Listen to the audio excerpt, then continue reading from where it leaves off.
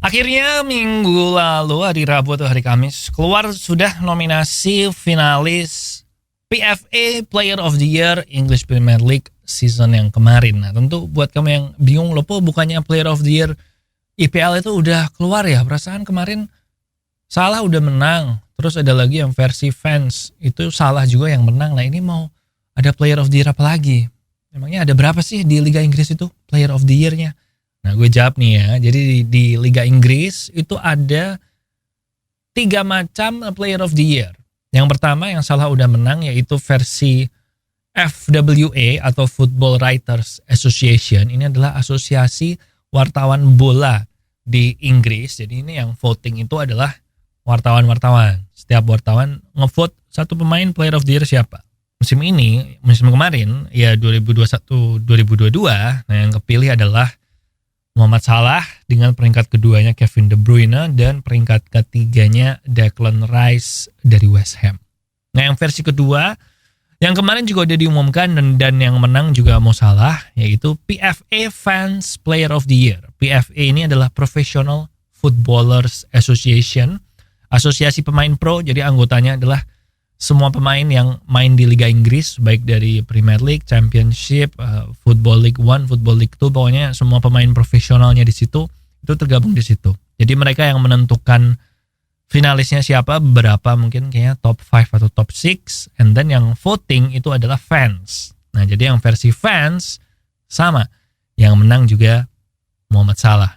Nah yang ketiga ini yang baru aja diumumkan nominasinya ini adalah versi PFA Footballer of the Year, yaitu versi Professional Footballers Association. Jadi ini yang milih adalah pemain-pemain pro Liga Inggris. Nah seingat gua, dari dulu yang dianggap paling prestisius di antara 3 penghargaan ini itu adalah yang terakhir ini, yang PFA Footballer of the Year. Karena waktu itu argumennya ya yang paling ngerti soal pemain kan pasti pemain ya. Jadi yang paling valid sebenarnya, yang paling bergengsi dari Player of the Year ini adalah yang ini, yang versi PFA ini. Tetapi apa? Memang benar ini yang terjadi. Nah itu yang akan kita bahas hari ini di Gegenpress.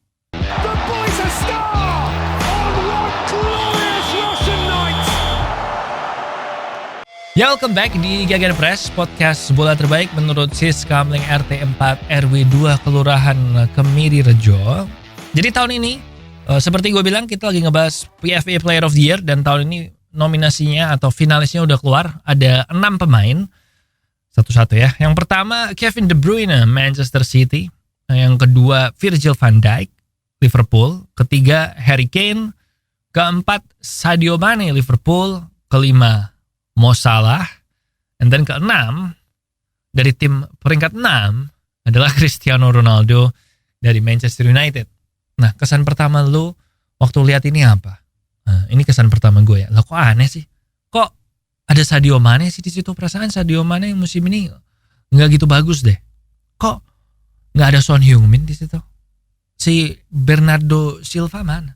Si Rodri mana? Cancelo, Declan Rice yang peringkat ketiga versi wartawan kok ternyata nggak ada sih di daftar finalis yang menurut pemain-pemain bola ini.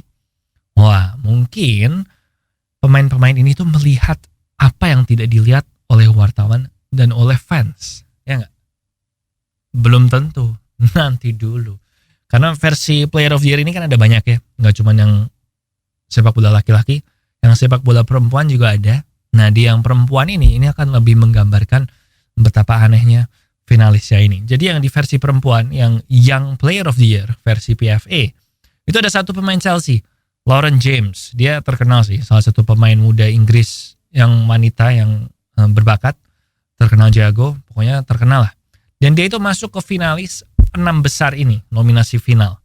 Padahal musim kemarin, gara-gara cedera, si Lauren James ini itu cuma main 6 kali, semuanya dari bangku cadangan, dengan total menit cuma 113 menit. Tapi dia masuk ke nominasi 6 pemain terbaik. Nah ini tentu aneh dong, karena kan namanya Player of the Year ya, bukan Player of the Century atau bukan pemain terbaik sepanjang masa yang gak ada timelinenya. Ini kan timelinenya ada nih, pemain terbaik tahun ini. Nah harusnya berdasarkan pencapaiannya musim lalu dong.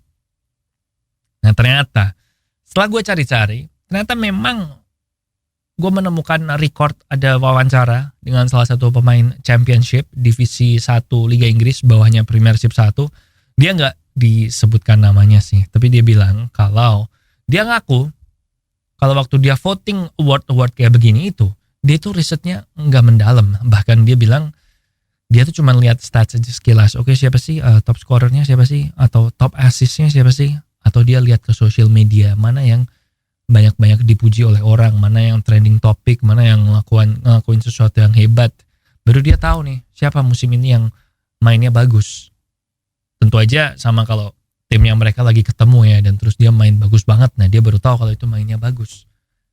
Bahkan dia bilang waktu dia memilih, karena pemain-pemain ini kan nggak cuma milih Player of the Year ya, mereka milih Team of the Year juga. Nah, si pemain yang sama ini waktu dia milih Team of the Year, dia aja nggak tahu defendernya dia mau siapa aja, dia tuh nggak tahu, dia nggak ngerti. Dan ada beberapa pemain yang dia masukkan ke Team of the Year-nya dia itu karena dia menganggap itu pemain bagus, tapi dia nggak lihat pencapaian pemainnya ini tuh di musim lalu tuh kayak apa. Nah, kalau berdasarkan ini terus kita lihat lagi ke atas, ya memang sih kayaknya 6 nama ini kan semua nama-nama besar ya, nama-nama yang terkenal ya. Jadi kalau lu sebutin nama ini dan lu bilang mereka pemain bagus, gue bilang gak bakal ada yang mendebat sih. Tapi kalau dilihat dari performanya musim ini, contoh Harry Kane, lu bayangin Harry Kane sama Son Heung-min musim musim lalu, ya pokoknya musim barusan inilah, itu jelas-jelas bagus Son Heung-min kan. Bahkan di award end of the season klubnya Tottenham sendiri itu yang dapat awardnya semua adalah Son Heung-min. Harry Kane gak dapat sama sekali. Tapi ini versi pemain, kenapa Harry Kane bisa masuk? Sadio Mane nggak gitu bagus, dia cuma bagus di akhir-akhir kan. Kenapa si tren yang dari awal musim bagus nggak ada? Dan si Bernardo Silva, si De Bruyne ini kan akhir-akhir baru bagus. Nah, kenapa dia juga, si Bernardo Silva sama Cancelo, Declan Rice yang sepanjang musim bagus ini nggak masuk? Nah, jadi menurut gue memang Player of the Year ini yang versi pemain ini nggak sepenuhnya yang paling prestisius sih. Kalau kita mau jujur ya, gue bilang sebenarnya yang paling berpotensi untuk paling prestisius itu adalah yang versi FWA atau Football Writers Association menurut jurnalis. Cuma menurut gue biar lebih akurat lagi, mungkin votingnya yang FWA ini ditunda ya, biar sampai pekan ke 38 gitu lah baru mereka voting. Karena kan yang FWA Mohamed Salah itu, mereka kayaknya votingnya ditutup waktu masih game week 32 atau 33 gitu deh. Jadi waktu itu memang ya Salah bagus banget. Tapi kalau lo hitung sampai ke game week 38, gue bilang yang menang harusnya Son Heung-min sih. Karena dia dari awal sampai akhir musim kan. Kan di Player of the Year versi Gegenpress juga Son Heung-min kan yang menang.